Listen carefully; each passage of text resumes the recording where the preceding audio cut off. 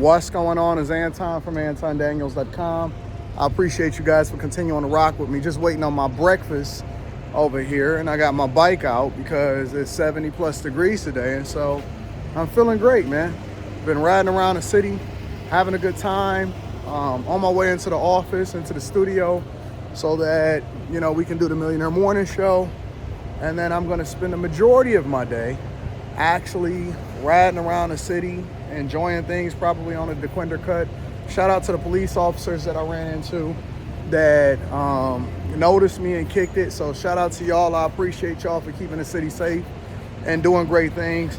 I was listening to this morning when I woke up and I started taking care of business and preparing myself for the day and, you know, uploading stuff. And I uploaded the Patreon stock club from yesterday in which we broke down banks. All right, if you really want to understand bank stocks, understand how banks make their money, how you should be evaluating, comparing, contrasting, and then looking at different industries that's interdependent on our U.S. banking system in depth, but from a C student's perspective, make sure you tap into the Patreon. The link is in the description. We had an awesome live stream last night on the Patreon exclusive for Stock Club. I re-uploaded it for restreaming or for you guys to be able to view. So if you have not tapped into the Patreon, make sure you do so. It's some phenomenal stuff in there. So we did Stock Club, and then I got an exclusive video that I'm dropping for y'all this week. But I'll talk about that a little bit later.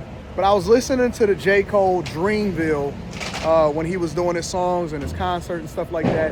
And he basically said, in a nutshell, that his response to Kendrick Lamar with the diss was largely inspired by, or, you know, he let the people and the general public put a battery in his back in order to do so.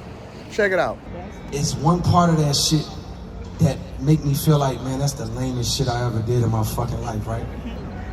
And I know this is not what a lot of people want to hear. I know I can hear my niggas up there right now like, nah, don't do that. But I gotta keep it 100 with y'all, right? I damn near had a relapse, right? Because y'all heard some shit that happened 3 weeks ago, however long it was. Y'all heard that bazooka that was dropped on the motherfucking game, right? So all of this time of me moving on my own accord, for the first time I was tested. Why am I tested? Because I got the world and I got my niggas like, what you gonna do, Cole?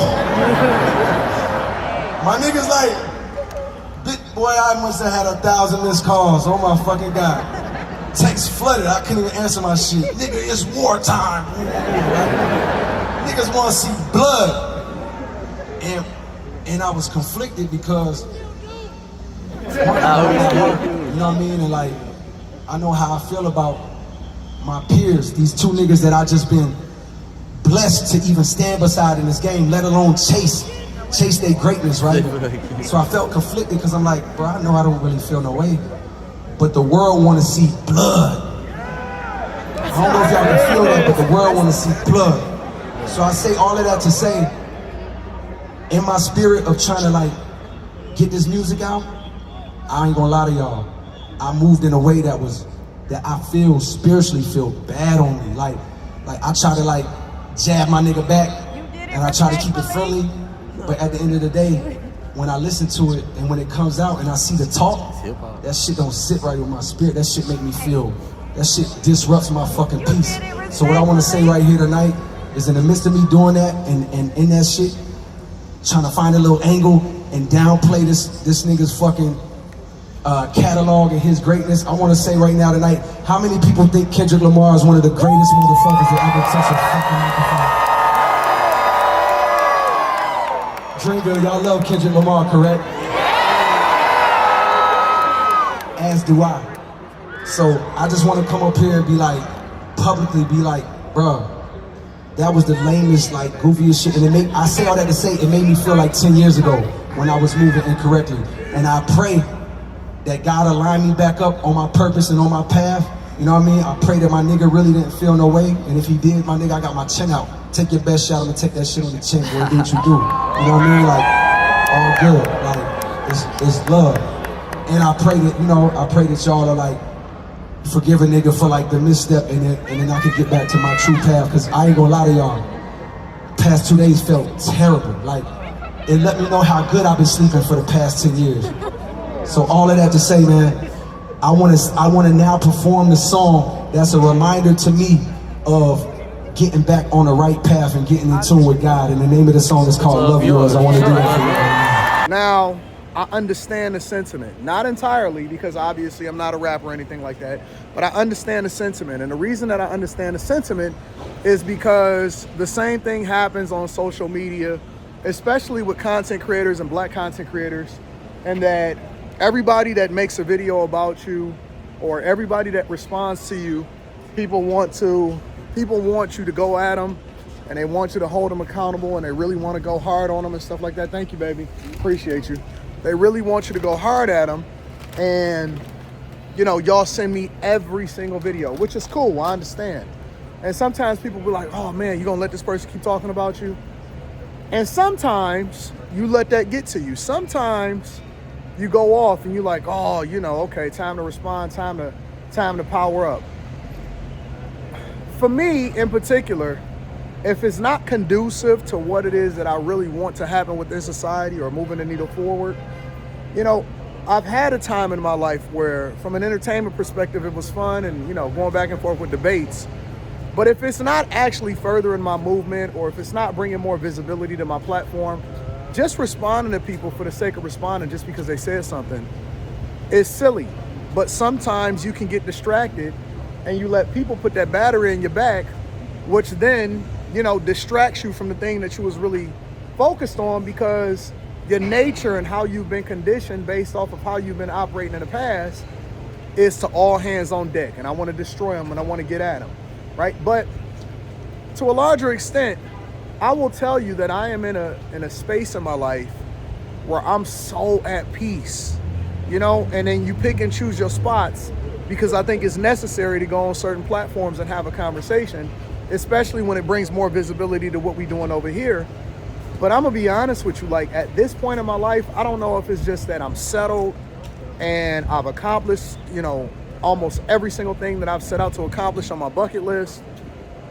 And you kind of got the resources now, and now it's all about growth and progress. And sometimes that progress can also include you know, having uncomfortable conversations on certain platforms. And I think that that's necessary.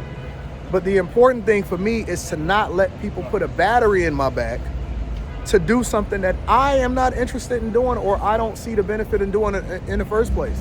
So from that lens and from that perspective, I feel them. And I think that you can learn anything from anybody, especially in certain industries.